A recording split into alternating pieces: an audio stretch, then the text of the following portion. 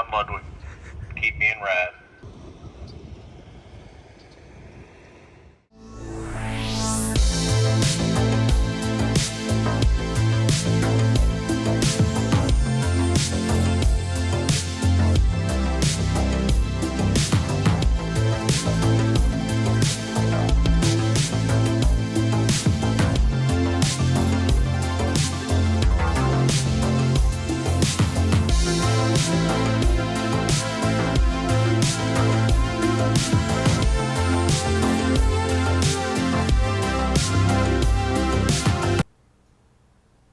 What is up, guys? Welcome back to the channel. Before we get into the video, I want to let you guys know that we are doing a BMW 700 t-shirt drop next week.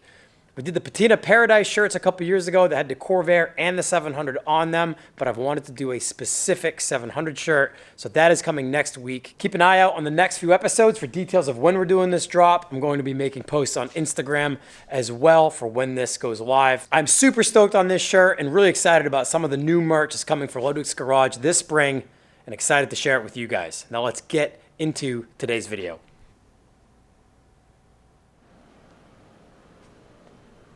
We're doing some rearranging in the shop, much needed reorganization and planning. Just trying to figure out what we do next. We've got so much on our plate, including the Auto Union 1000 SP. This hasn't been in the lift bay in quite a while, and the Beetle's over in the corner now. Now that we're home from Florida after Eurotripper, we got to pull the front end back apart to send the knuckles out to get the kingpins rebuilt. You probably remember back a few episodes, Corey and I were fighting, getting one of the kingpins out. We got a drop spindle in. The other drop spindle couldn't come out. We had a hard time getting that kingpin out. So long story short, our good friend Mike Unlund down in Florida is going to rebuild those for us. He's a lifer air-cooled guy. This stuff is day in, day out for him. So we're taking the front end apart in the Beetle. So we have the Beetle down here in the corner of the shop where it's out of the way and can be up on jack stands for a little bit while the knuckles go down to Florida, one step closer to getting this giveaway underway for you guys. So that being said, that's going on in this episode. We're getting that done. The 700 is just chilling here. And we got the 1000 SP over here. And I haven't decided yet what our next step is on this. We have a full list of basically everything to do on this car in the next 3 months before Alpine Volks Fair. So yeah, no pressure there. Not stressing about that at all. But what is cool is this second shelf of the pallet rack is now empty. I mentioned it before, but my second 1000 SP, which I don't know how many people can even say that. No one. A couple guys in Germany. Maybe, yeah. Yeah. The second 1000 SP is going to my buddy Will, who I got the Beetle from. So as you can see behind me, the entire Auto Union parts horde is ready to go. They're on their way up from Florida right now. Will and his buddy Justin, they're coming up to get the other 1000 SP and the whole unobtainium unicorn parts for these cars. You guys have seen this in previous episodes when I went to go get that car for a few specific parts for that one, thinking I was also going to 3-cylinder 2-stroke the car like they were from the factory.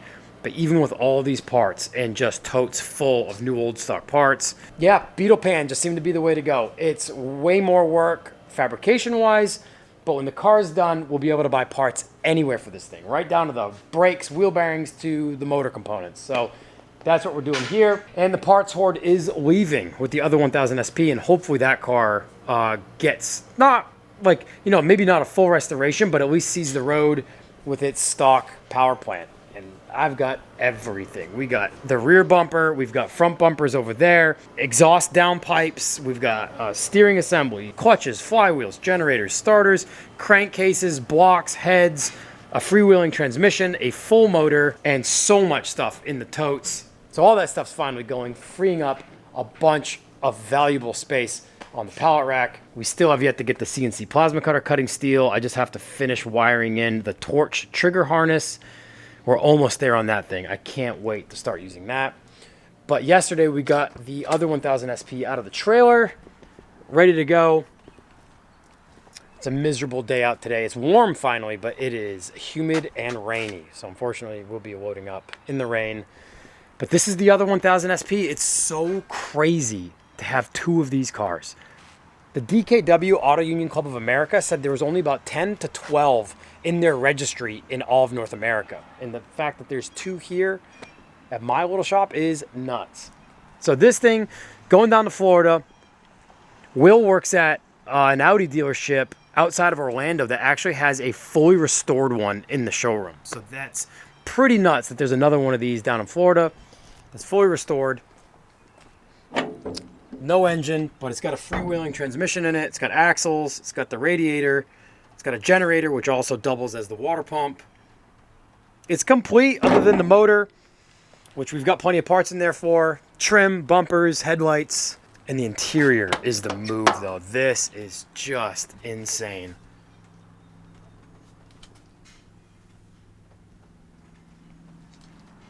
I did an episode back last year of detailing this interior. You couldn't even tell that this was red on the interior. It had sat in the guy's body shop since 1982 on jack stands with the windows down and was just filled with body shop dust. So to see this interior this nice is so cool.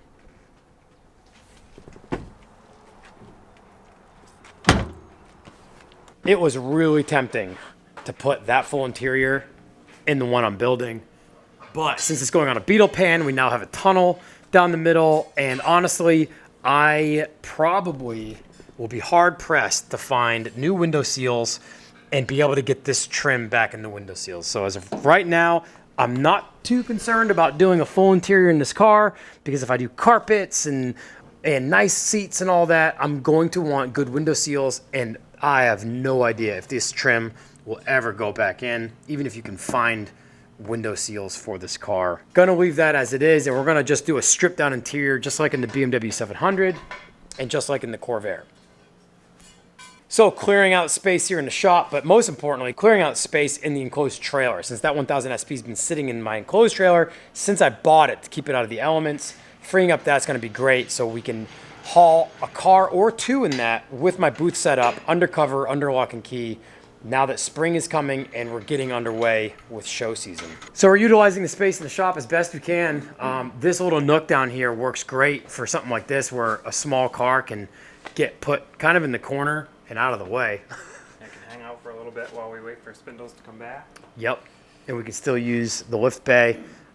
Still need to finish some brake work on the 700, so these can move around as they may. The 1000 SP and the 700 can both fit here as well if we move the 700 up here. So once all those parts are gone, we can still get 3 cars over here on this side of the shop and still use the lift for anything that we need the lift for. It's crazy how soft that tin really is, or how thin. Nice. You can work with it nice. Damage from the small little bump in on the show field at Euro Tripper. Had a little bump in with Mark 6 Golf. But yeah, luckily that's coming out just fine. Yeah. It's just, what a bummer, but it looks fine on the car. Clear. It does. Yeah, she's leaking. Is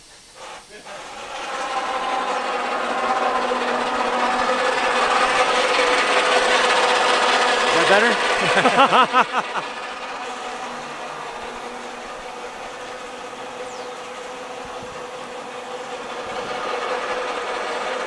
Hey, make sure you get my vandals in the shot too. You got socks on. You're My toes are cold. You're such a poser. That is no longer Florida, William. No. I haven't heard poser in 15 years. My toes are cold. Oh man. Vandals I love it. with socks.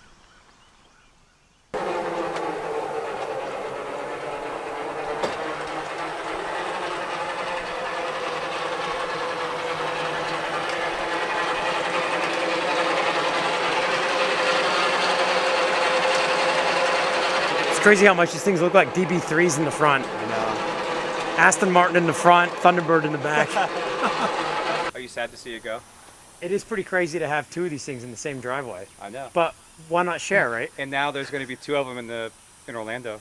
So what dealership is it again? Audi North Orlando. Yeah, and it's the red one in the showroom. The general manager, I was like, hey, I got one of these coming, and can I borrow the keys to the one in the showroom so I could pop the hood and check it out to use it as the model? Yeah, so that was a big inspiration for getting this. That's because crazy. I have one that I walk by every morning getting coffee, and my buddy Juan that's with me, he's like, you really like that car, don't you? And then one day I was like, yeah, because I have one. Yeah. He goes, no way. Yeah. He goes, you of all people, Yeah. would find a way to find another one of these cars Yeah. that's just like this and have your own. From a friend who has 2 of them. Yeah. I have that Noble micro car. Yeah. And I got that one in Orlando. And then the Deezer collection has 2 of them in Orlando. The Lane Museum has 1. Has 1, right. So, and I've seen all 3 of those, and they made 1,000 of them, and there's only 80 on the register. So that's an 8% survival. Right. And I'm like, oh, well, there's 3 of them in Orlando, and I own 1 of them. Yeah, it's What's crazy. this? There's 12 of them in the United States. 10 to 12 known. And now I own 1 of them. Lane has 1, your dealership has 1, I have 1, and now you have 1. There's Yeah. 4. Rob has 1 in New York. So that's 5. There's 1 in Washington that I know of. Yeah, that's over 50%. Yeah, right there. crazy. What's the math on that? 20% of the ownership is standing in this driveway. Yeah, right now? exactly. That was the joke when I first started posting videos of these 2 cars on YouTube. People were like, "You do know that's 25% of the cars known in America in your driveway." Yeah. I'm like, "Yeah, exactly." And all the engines. All right, well, the parts horde is finally leaving. It is a little bittersweet because this stuff is unobtainium. This stuff is so rare. If you're into DKWs or auto unions, you know that these parts are super hard to come by. This car and these parts were in Nashville, sitting in a guy's garage whose father had worked on all these 2-stroke cars back in the 60s and 70s, and no one had seen any of these parts for over 40 years. So it's crazy that this was like an unknown auto union DKW collection. We've got full motors. They're a 3-cylinder 2-stroke. These are a freewheeling transmission. It's a 4-speed column shift car. And I think 3rd and 4th gear are freewheel in these cars. I know the Trabants were just 4th gear. Because they're a 2-stroke, you won't burn the motor out when you're decelling down a hill without giving it fuel and oil. All right, dude. Bye, guys. See you guys. Later.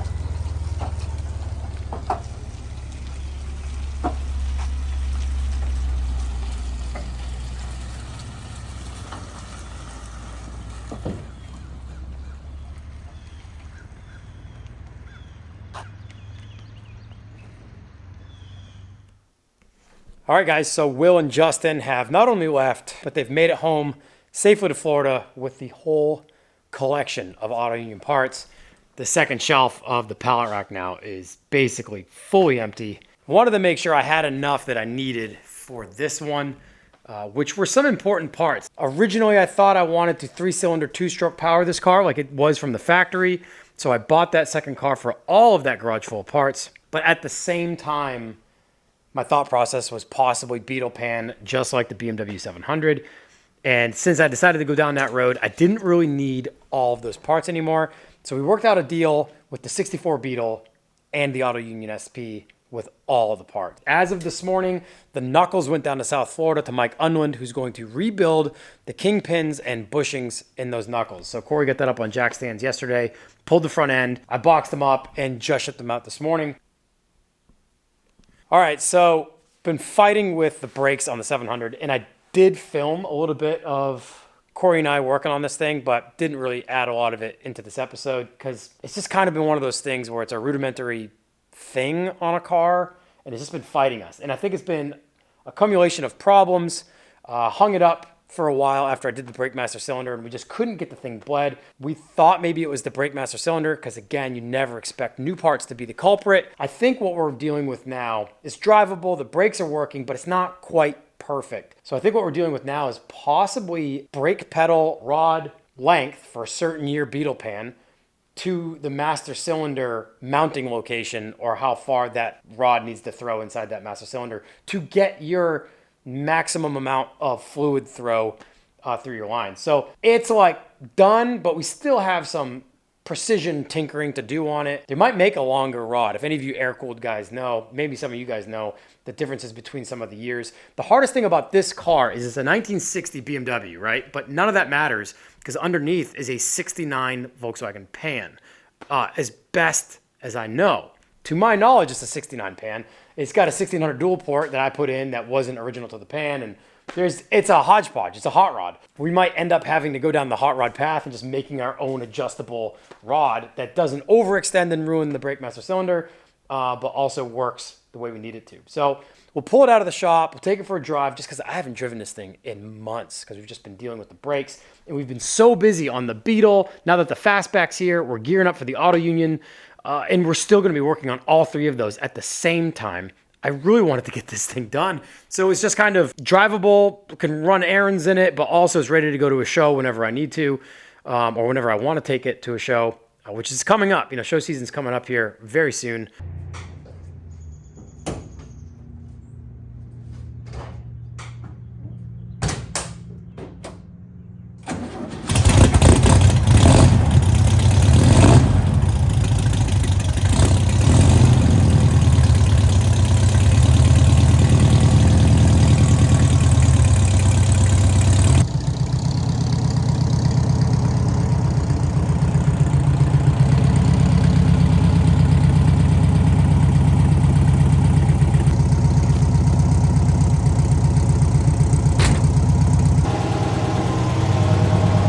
All right, first drive in a long time.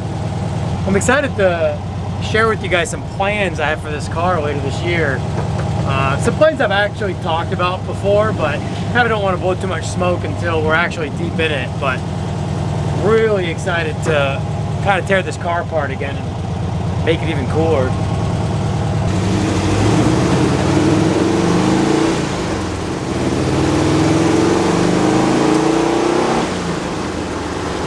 Look at how peppy this little thing is. 1600 and like 82-inch wheelbase car. The Beetle wheelbase is 94 and a half. It's cool driving this thing again. I haven't driven like any of the cars this winter. We still have yet to put some miles down on the Beetle. Corvair's just been sitting. This thing's been sitting. I feel like Jimmy.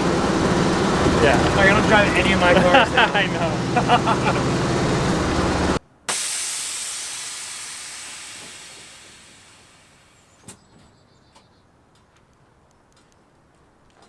Had to push the fastback up to get a good gauge as to how much larger a Type 3 is than the 700.